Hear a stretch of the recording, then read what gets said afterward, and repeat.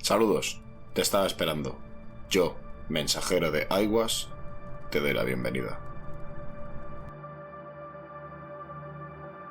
Antes de que el nombre Roswell quedara grabado en la conciencia colectiva como el epicentro del misterio extraterrestre, el cielo ya era escenario de un fenómeno desconcertante. Durante la Segunda Guerra Mundial, en medio del rugido de los motores y la tensión del combate aéreo, comenzaron a reportarse luces imposibles.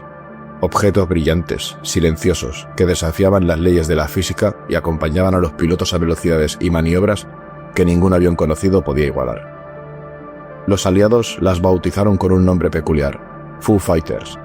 Eran esferas incandescentes que aparecían de la nada, jugaban con los cazas como si fueran conscientes y luego desaparecían sin dejar rastro. Nadie sabía qué eran. Se especuló con armas secretas del eje, con experimentos tecnológicos, incluso con alucinaciones provocadas por el estrés del combate, pero ninguna explicación encajaba del todo. Los Foo Fighters fueron un enigma en plena guerra, un susurro del inexplicable en un mundo dominado por el caos humano. Y aunque el conflicto terminó, aquellas luces continuaron alimentando el misterio. Porque, quizá, fueron la primera señal de que algo más, algo no humano, ya nos observaba desde las alturas. Hoy nos adentraremos en esos primeros encuentros con lo imposible, porque la historia de los ovnis no comenzó con un platillo estrellado en el desierto, sino mucho antes, cuando hombres entrenados para matar se detuvieron, por un instante, a mirar el cielo con asombro y temor. Dicho esto, ¿comenzamos?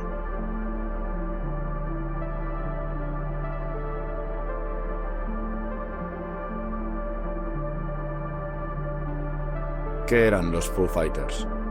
A finales de 1944, en plena ofensiva aliada sobre Europa, los pilotos de cazas norteamericanos comenzaron a reportar algo inusual en el cielo. Luces extrañas, esferas brillantes, objetos voladores que no se parecían a nada conocido. El primer encuentro confirmado fue registrado por el 415 Escuadrón de Cazas Nocturnos que operaba bajo las sombras de los cielos europeos. En medio de la oscuridad, entre explosiones antiaéreas y fuego enemigo, uno de los pilotos vio algo que escapaba a toda lógica. Una esfera luminosa, de un naranja intenso, comenzó a seguir a su avión. No disparó, no interfirió con los sistemas de navegación ni con las comunicaciones. Solo estaba allí, acompañando su vuelo, como una presencia. Lo más desconcertante fue que cuando el piloto aceleraba o cambiaba de rumbo, la esfera lo imitaba perfectamente, manteniendo siempre la misma distancia. Ninguna otra aeronave conocida podía hacer eso. Y no fue un caso aislado. Este tipo de encuentros se repitió una y otra vez, no solo con este escuadrón, sino con muchos otros, a lo largo de distintos frentes de batalla. Los informes coincidían una y otra vez en los mismos detalles: esferas plateadas que volaban en formación perfecta, objetos rojos y blancos desplazándose a velocidades imposibles, realizando giros de 90 grados a altísima velocidad. Luces brillantes que simplemente jugaban con los cazas, apareciendo y desapareciendo como si nada. ¿Eran aviones enemigos? ¿Drones experimentales? ¿Armas secretas de los nazis o los japoneses? La respuesta fue un rotundo no. Las luces no parecían tener intenciones hostiles. No atacaban ni dañaban a las aeronaves aliadas, solo se mantenían cerca, observando, acompañando, quizá evaluando. Algo más allá del conflicto humano estaba sucediendo, algo que no encajaba ni en la lógica ni en la tecnología de la época. Aquí es donde entra el nombre extraño que los pilotos decidieron usar. Para describir este fenómeno recurrieron a un término tomado de un cómic absurdo y surrealista muy popular en la época, Smokey Stover. Su protagonista, un bombero excéntrico, repetía una frase sin sentido que se volvió famosa entre los soldados: "Where there's Foo, there's fire". Donde hay Foo, hay fuego. La palabra Foo no tenía ningún significado, es un invento, una broma absurda, un símbolo del sinsentido. Pero tal vez eso era lo más apropiado, una palabra sin lógica para describir un fenómeno que escapaba a toda lógica. Los pilotos, con una mezcla de desconcierto y humor negro, comenzaron a llamar a esas luces Foo Fighters. Lo extraño era tan desconcertante que ni siquiera merecía un nombre técnico, solo un apodo, casi infantil, para algo que los hacía cuestionar lo que veían con sus propios ojos. Pero entonces, ¿por qué no se investigó más? ¿Por qué estos encuentros, documentados incluso por la Royal Air Force británica, nunca recibieron una respuesta oficial? A pesar de lo recurrente de los informes, nunca hubo una explicación convincente. Los Foo Fighters no encajaban en ningún patrón militar conocido. Eran demasiado maniobrables para ser prototipos humanos y, al mismo tiempo, demasiado pasivos para representar una amenaza. El misterio seguía sin resolverse. Para algunos altos mandos, quizás se trataba de una forma de alucinación colectiva, fruto del estrés extremo del combate. Para otros, era algo más. Una inteligencia desconocida y una presencia observadora. Estas luces extrañas no solo desafiaban la lógica de la guerra, desafiaban la lógica misma. Y lo más inquietante es que todo esto ocurrió antes de Roswell, antes del encubrimiento, antes de los platillos voladores, antes del nacimiento oficial de la ufología moderna. Los Foo Fighters fueron el primer misterio aéreo moderno y quizás la primera pista real de que algo o alguien nos estaba observando desde el cielo. Testimonios militares. Los informes no venían de supersticiosos, ni de soldados novatos fácilmente impresionables por la oscuridad o el estrés en combate.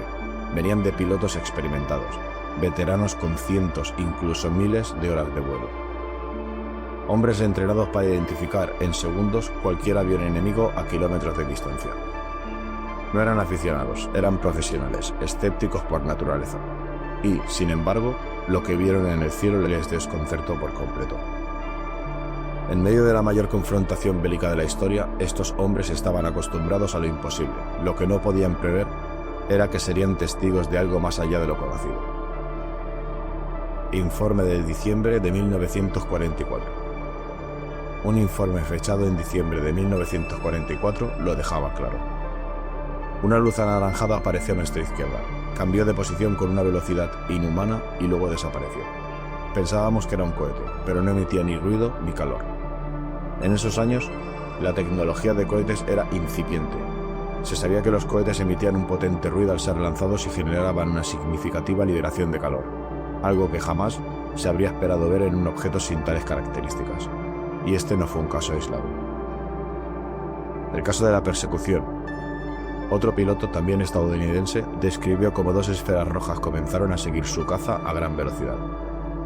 Primero pensó que eran bengalas o proyectiles enemigos, pero algo no encajaba. Cuando maniobró bruscamente para escapar, los objetos lo imitaron con precisión absoluta.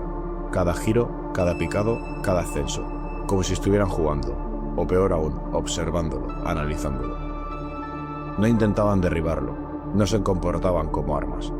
Era una persecución silenciosa, inteligente. Era como si los objetos estuvieran anticipando cada movimiento, como si tuvieran una mente propia que comprendieran la táctica aérea y respondieran en consecuencia, adaptándose con un nivel de precisión que desbordaba la lógica.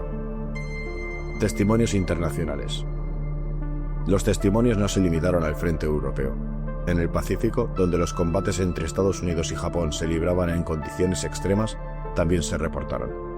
Pilotos estadounidenses hablaban de luces que surgían del océano y que flotaban sobre sus portaaviones. Los japoneses, por su parte, pensaban que era una nueva tecnología enemiga, quizá un arma secreta de los aliados. Y al mismo tiempo, los aliados creían que se trataba de una tecnología del eje. Lo más perturbador fue descubrir que los alemanes también lo veían. A lo largo de los frentes de combate, desde el Atlántico hasta el Pacífico, los testimonios de luces extrañas comenzaron a multiplicarse, lo que llevó a los pilotos a acuñar el término Foo Fighters, una referencia a un extraño fenómeno que nadie podía explicar. La tecnología desafiante.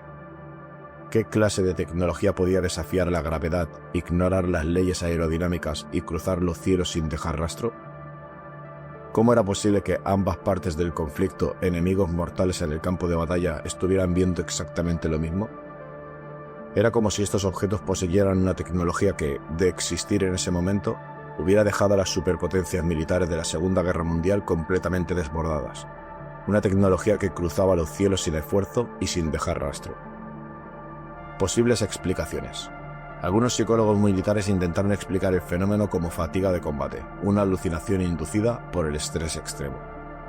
Pero esto no explicaba cómo varios pilotos, volando en formación, podían ver lo mismo al mismo tiempo, ni cómo esos objetos llegaban a ser captados por los operadores de radar. Sí, en ciertos casos, los Foo Fighters también fueron detectados por el radar, aunque se desvanecían antes de que alguien pudiera reaccionar. En algunos casos, los operadores de radar lograron captar la presencia de los Foo Fighters, pero estos objetos desaparecían tan rápidamente que ningún avión tenía la oportunidad de interceptarlos.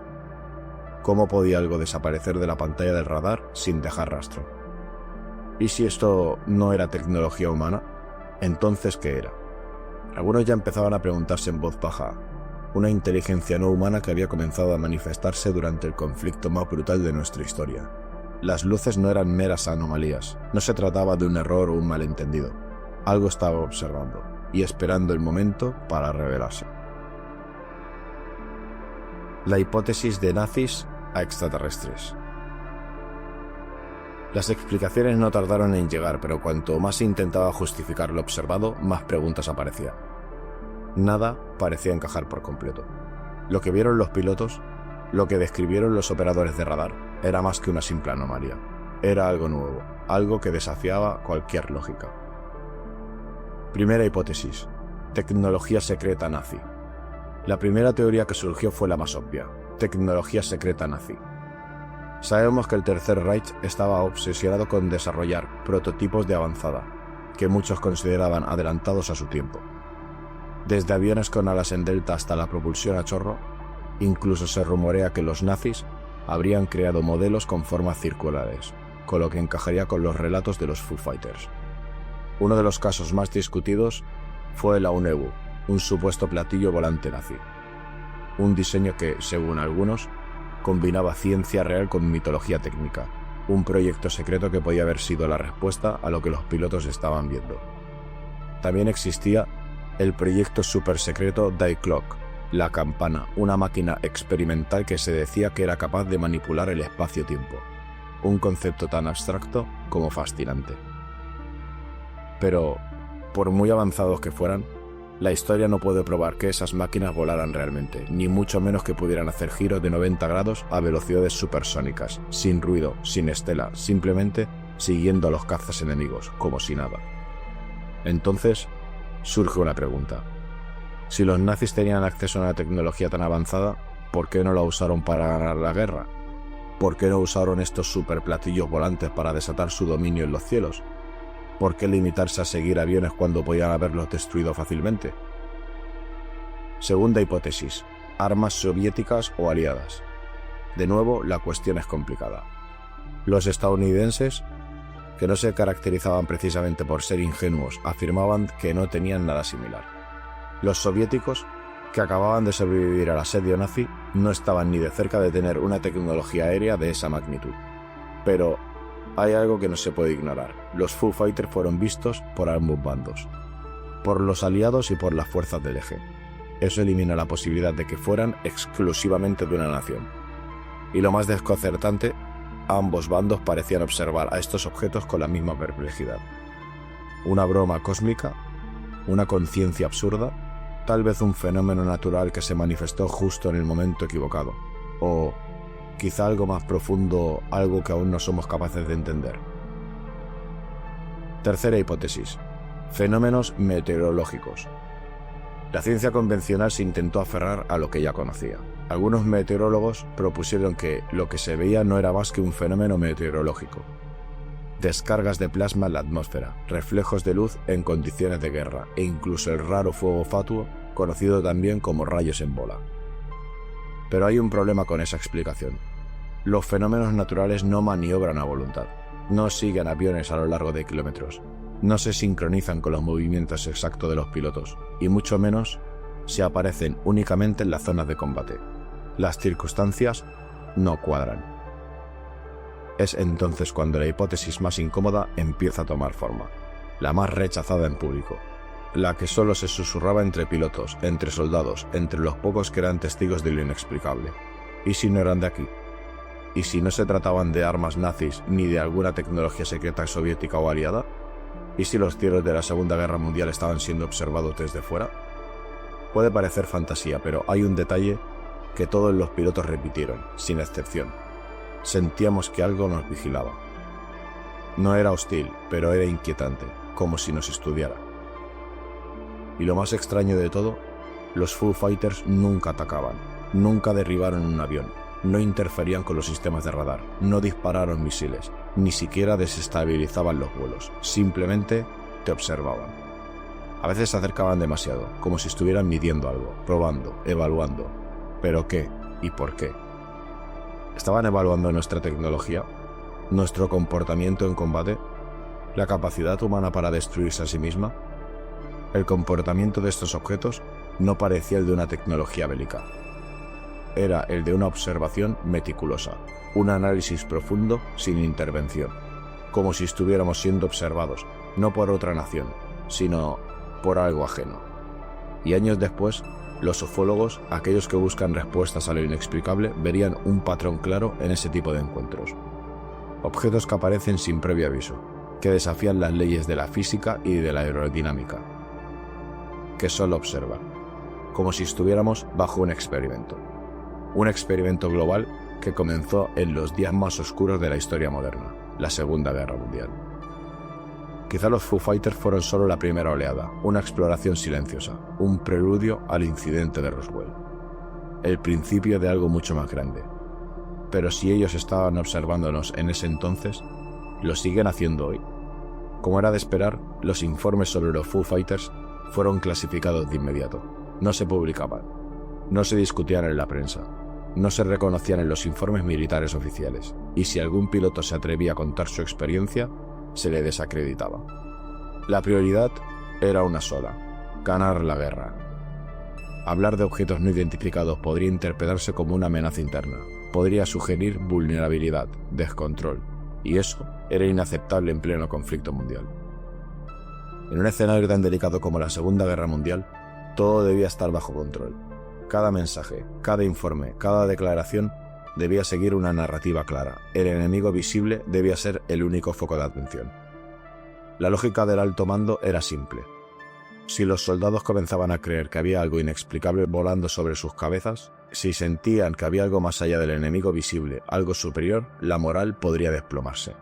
Y en la guerra, la moral vale tanto como las armas. Por eso, muchos testimonios fueron archivados, cerrados con llave. Algunos informes directamente desaparecieron.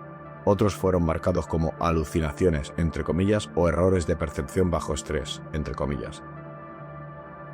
No era un encubrimiento casual, era una política oficial de silencio. Décadas más tarde, algunos de esos documentos finalmente verían la luz. Fue en los años 70, con las primeras leyes de libertad de información en Estados Unidos, que empezaron a desclasificarse papeles militares que corroboraban lo que los pilotos habían dicho. Esferas luminosas, maniobras imposibles, luces inteligentes, sin rastro de tecnología humana conocida. Y es aquí donde comenzamos a conectar con algo que marcaría para siempre la historia de los objetos no identificados, Roswell. Porque si durante la guerra se intentó silenciar los Foo Fighters, ¿qué sucedería si un objeto realmente se estrellara? ¿Qué harían los mismos mandos que durante años intentaron ocultar luces en el cielo? La respuesta está a punto de llegar. Conclusiones y reflexiones. En la historia oficial, los Foo Fighters son poco más que notas marginales, pequeñas menciones en informes olvidados, anecdotarios dispersos entre las sombras de una guerra que dejó cicatrices profundas. Pero para quienes estuvieron allí, no fueron anécdotas, no fueron ilusiones, ni bromas de mal gusto. Fueron momentos reales. Instantes en los que el cielo pareció romper sus propias reglas. Instantes en los que los soldados más curtidos sintieron que algo más, algo desconocido, los observaba desde arriba. Y quizás, la historia nunca quiso recordar aquellos avistamientos. Quizás resultaba más cómodo enterrarlos, minimizarlos, negarlos, porque aceptar su existencia implicaba abrir una puerta que muchos no querían cruzar. La puerta de lo inexplicable, la del misterio que no encaja en libros de historia. Pero esas luces no se apagaron con la guerra, no se desvanecieron con la paz firmada, se quedaron allí, en algún lugar del cielo, esperando su siguiente movimiento. Y ese movimiento fue Roswell. En el siguiente capítulo, el más famoso, el más negado, el más manipulado, pero también el más revelador. Porque si los Foo Fighters fueron el murmullo, Roswell fue el grito. Un grito que aún resuena en quienes miran al cielo buscando respuestas. Si has sentido que algo se movió entre las sombras de esta historia, si intuyes que lo que vimos durante la guerra fue solo el principio, entonces no te pierdas el próximo programa. Será un programa directo, sin rodeos, hablando claro sobre el incidente de Roswell. Un trabajo en el que desentrañamos hipótesis, testimonios y reflexiones ocultas durante décadas. Y no olvides, la verdad siempre está más cerca de lo que parece, solo hay que atreverse a mirar al cielo. Gracias por estar ahí. Este viaje apenas comienza. Si quieres conocer lo que ocurrió realmente en Roswell, te espero en el siguiente programa. Hasta pronto.